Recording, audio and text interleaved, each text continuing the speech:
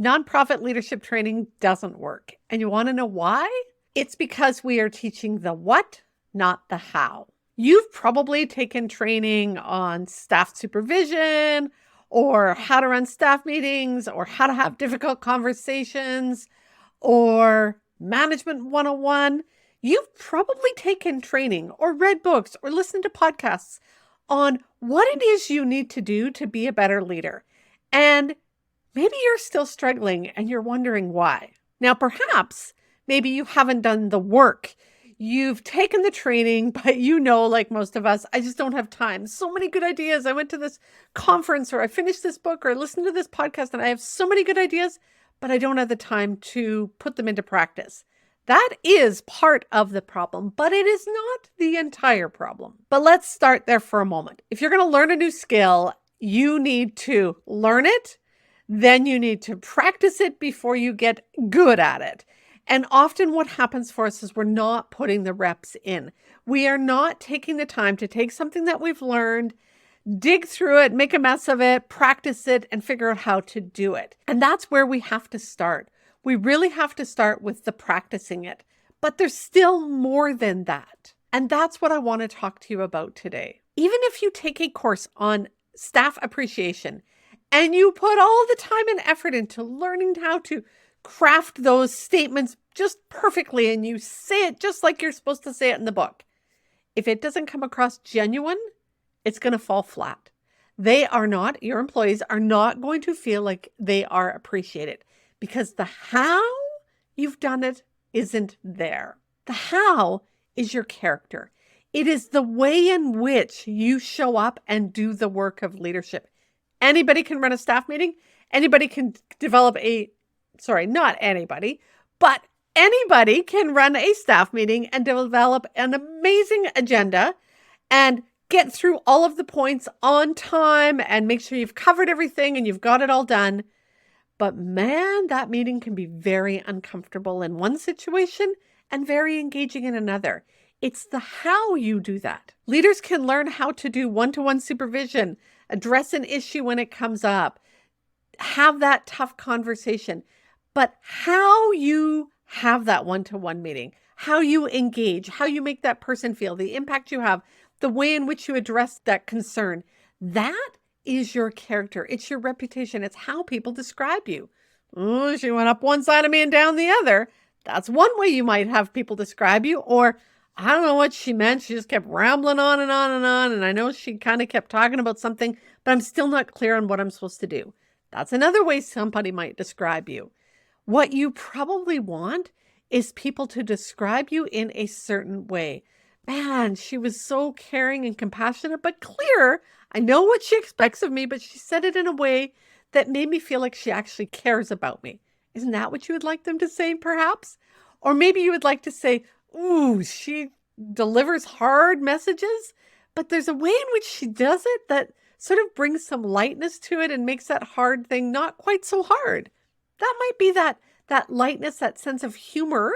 That's a character trait. It's not being humorous, but it's having that lightness that you bring to those conversations. Your character traits, how you show up, is that true, authentic part of yourself. And often what happens in leadership training is we get the what, but we struggle with the how to apply it. And if we really want to become wise leaders, we have to take the knowledge part and apply it in a way that feels aligned with who we are, with our values, our beliefs, our morals, our ethics, the way we want to show up and the impact we have. And that is character-driven leadership.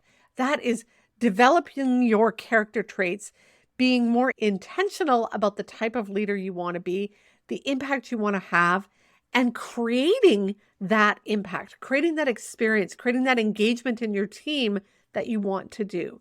In order to be that type of leader, to have that type of impact and be much more conscious about not just what you're doing, but how you're doing it, takes time and effort. And again, being conscious of that and being aware of that and being very intentional about growing yourself from the inside out.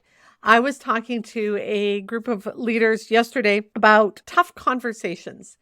And at about the 45-minute mark, I said to them, Did you all realize that this was all going to be talking about emotions? And they kind of chuckled, but that's what the conversation was about. We know I have to address this person's being late, or they're causing difficulties on the team, or they're not doing the responsibilities that they're supposed to do. We all know that. And we probably all know the sentence that needs to be said. You need to show up on time. You're causing trouble by changing the menu in the group home. We know what needs to be said. Why do we struggle so much with how to say it? It's because our emotions, we're pleasers, performers, perfectionists. We don't want to hurt anybody's feelings. We think there's a right way to say it. We are wanting to make sure that nobody's mad at us. We want to excel at our job and make sure that everybody sees how good we are. We have all of these emotions and these feelings and these beliefs that get in the way of just having that conversation in a way that is clear, concise, empathetic, but also holds them accountable. That's our emotions that get in the way. And those emotions are there because we have beliefs, we have values, we have ways that we're raised. We have things that make us say, this is right, this is wrong, this is my right. This is perhaps I see you as doing it wrong. But let's talk about finding our way forward together. That's the way that leadership evolves into when you become a character-driven leader. This takes time and effort. You're not going to make these changes overnight. What it's going to require is that you slow down, and you've heard me talk about this before. You're going to do the work of identifying your values. What do those values mean to you? What's important about your values? In my membership site, the training library, number one course I always send somebody to is the values verification. Get clear on your values, because every disagreement you have, every time you feel that friction, every time there's a rub in a conversation with somebody, two opposing values that are often at conflict. That's what's happening. Identify your values. Start to get clear on the values of your organization, what that actually means, not just words in a binder or on the wall.